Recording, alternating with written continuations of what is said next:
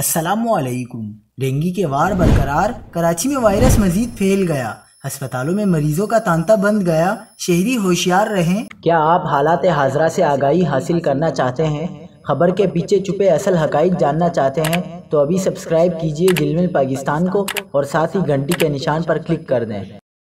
آپ کو بتاتے چلیں کہ کراچی میں ڈینگی کیسز میں اضافہ، رواں ماہ 138 افراد ڈینگی کا شکار ہوئے، ہسپتالوں میں مریضوں کا رش لگ گیا۔ ترجمان محکمہ صحت کے مطابق رواں ماہ شہر میں 138 افراد ڈینگی بخار میں مبتلا ہوئے۔